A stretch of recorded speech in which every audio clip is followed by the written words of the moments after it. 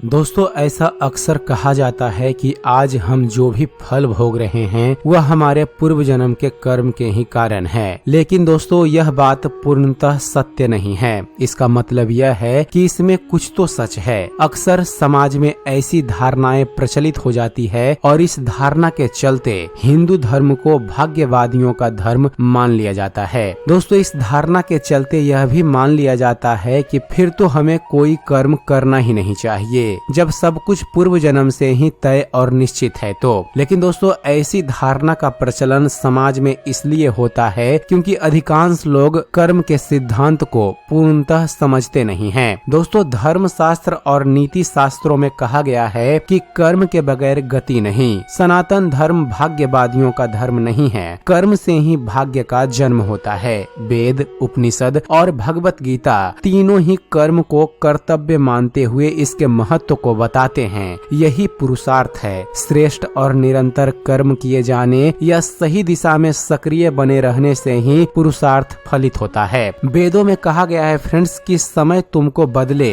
इससे पूर्व तुम ही स्वयं या समय को बदल लो। यही कर्म का मूल सिद्धांत है। अन्यथा फिर तुम्हें प्राकृतिक या दूसरों के अनुसार ही जीवन जीना होगा। दोस्तों, व्यक्ति निरंतर कर्म करता रहता है। सोया हुआ व्यक्ति भी कर्म कर रहा है। कर्म का संबंध हमारे शरीर, मन, मस्तिष्क और चित्त की गति से है। गति कभी भी रुकती नहीं है, रुकने में भी एक गति है। इस कर्म गति से ही अगले कर्म की गति निर्मित होती है। कुछ ऐसा कर्म होते हैं जिनका फल चमत्कार की तरह प्रस्तुत होता है। दोस्तों, धर्म शास्त्रों में मुख्यतः 6 तरह के कर्मों का उल्लेख मिलता है। पहला नित्य कर्म, जो कि दैनिक कार्य में आता है। दूसरा नैमित्य कर्म, जो कि नियमशील कार्य में आता है। तीसरा काम्य कर्म, अर्थात किसी मकसद से किया हुआ कार्य। चौथा निष्काम्य कर्म, अर्थात बिना किसी स्वार्थ के किया हुआ कार्य। पांचवा संचित कर्म, अर्थात प्रारब्ध से सहेजे हुए कर्म।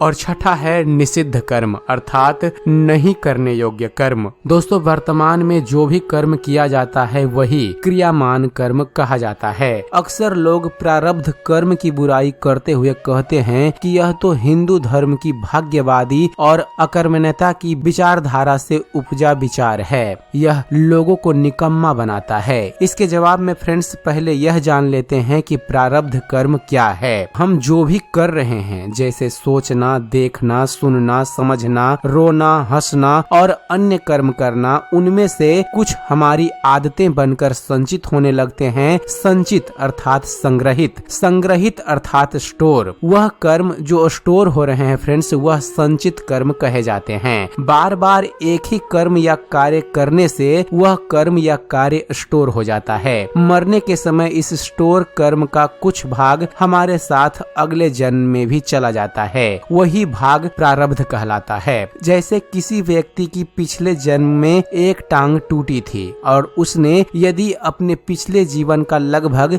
10 साल एक टांग पर ही गुजारा है तो वह इस जीवन में अपनी एक टांग को लेकर अजीब ही स्थिति में रहेगा। उसके अवचेतन मन में यह बात है कि मेरी एक ही टांग है। हालांकि उसका चेतन मन यह नहीं जानता, लेकिन आदत बस उसकी एक टांग ज्यादा सक्रिय रहती है जबकि दूसरी टांग नहीं। यह एहसास अजीब होता है। दूसरा उदाहरण यह कि यदि किसी व्यक्ति की पिछले जन्म में उसकी किसी घटना, दुर्घटना आदि में समय से पूर्व मौत हो गई है तो निश्चित ही वह वैसी परिस्थिति से अक्सर डरा हुआ रहेगा जिस परिस्थिति में उसकी मौत हुई थी। तीसरा उदाहरण यह है फ्रेंड्स कि यदि किसी व्यक्ति को किसी भी प्रकार का रोग हुआ है तो वह उसके द्वारा किए गए पूर्व कर्म का ही परिणाम है। उसने निश्चित ही अपने शरीर का ध्यान नहीं रखा, अनावश्यक खाद्य पदार्थों का सेवन किया होगा या कोई संक्रमित भोजन व पानी को ग्रहण किया होगा। हालांकि आप पूछ सकते हैं कि किसी व्यक्ति के सिर पर अचानक कहीं से पत्थर आकर लगे तो यह उसने कौन सा कर्म किया होगा जो पत्थर लगा। पहली बात तो यह है कि उसका वहां खड़ा होना ही उसका प्रथम कर्म है। बाकी इसे समझने के लिए कर्म सिद्धांत के विस्तार में जाना होगा। दोस्तों, हिंदू दर्शन के अनुसार मृत्यु के बाद मात्र यह भौतिक शरीर या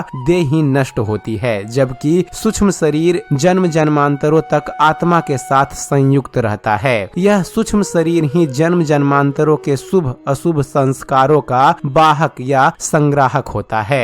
चलिए आपको थोड़ी सी जानकारी पूर्व जन्म और कर्मों के सिद्धांत से जुड़ी हुई देते हैं। दोस्तों, यहूदी और उनसे निकले धर्म पुनर्जन्म की धारणा को नहीं मानते। मरने के बाद सभी कयामत के दिन जगाए जाएंगे, अर्थात तब उनके अच्छे और बुरे कर्मों पर न्याय होगा। इब्राहिमी धर्मों की मान्यता है कि मरणोपरांत आत्मा कब्र में विश्राम करती है और आखिरी दिन ईश्वर की हुक्म से वह उठाई जाएगी और फिर उनका फैसला होगा। लेकिन हिंदू धर्म के अनुसार ऐसा नहीं है। हिंदू धर्म पुनर्जन्म में विश्वास रखता है। इसका अर्थ है कि आत्मा जन्म एवं मृत्यु के निरंतर पुनरावर्तन की शिक्षात्मक प्रक्रिया से गुजरती हुई अपने पुराने शरीर को छोड़कर नया शरीर धारण करती है। जन्म और मृत्यु का यह चक्र तब तक चलता रहता है जब तक कि आत्मा मोक्ष प्राप्त नहीं कर लेती। मोक्ष प्राप्ति का रास्ता कठिन है। वेद और उपनिषद कहते हैं कि शरीर छोड़ने के बाद भी तुम्हारे वे सारे कर्मों के कर्म जारी रहेंगे जो तुम यहाँ रहते हुए करते रहे हो, और जब अगला शरीर मिलेगा तो यदि तुमने दुख, चिंता, क्रोध और उत्तेजना को संचित किया है तो अगले जन्म में भी तुम्हें वही मिलेगा, क्योंकि यह आदत तुम्हारा स्वभाव बन गया है। श्रीमद् भगवत गीता के दूसरे अध्याय के 22वें श्लोक में कहा गया है फ्रेंड्स कि जैसे मनुष्य पुराने वस्त्र त्याग कर नए वस्त्र धारण करता है, उसी प्रकार यह जीवात्मा भी पुराने शरीर को छोड़कर नया शरीर धारण करता है। श्रीमद् भगवत गीता के चौथे अध्याय के 5वें श्लोक में भगवान श्री कृष्ण कहते हैं कि हे अर्जुन, मेरे और तुम्हारे अनेक जन्म बीत गए हैं, बस फर्क यह है कि मैं उन सबको जानता हूँ, परंतु हे परतंप अर्जुन, तू उसे नहीं जानता। जन्म चक्र के बारे में बात करें फ्रेंड्स, तो पुराणों के अनुसार व्यक्ति की आत्मा प्रारंभ में अधोगति होकर पेड़ पौधे, कीट पतंगे, पशु पक्षी योनियों में विचरण कर ऊपर उठती जाती है और अंत में यह मनुष्य वर्ग में प्रवेश करती है। मनुष्य अपने प्रयासों से देव या दैत्य वर्ग में स्थान प्राप्त कर सकता है। वहाँ से पतन होने के बाद वह फिर से मनुष्य वर्ग में गिर जाता है। प्रारब्ध के बारे में बताएं आपको तो यही कारण है कि व्यक्ति को उसके कर्मों के अनुसार जीवन मिलता है और वह अपने कर्मों का फल भोगता रहता है। यही कर्म फल का सिद्धांत है। प्रारब्ध का अर्थ है कि पूर्व जन्म अथवा पूर्व काल में किए हुए अच्छे और बुरे कर्म जिसका वर्तमान में फल भोगा जा रहा हो।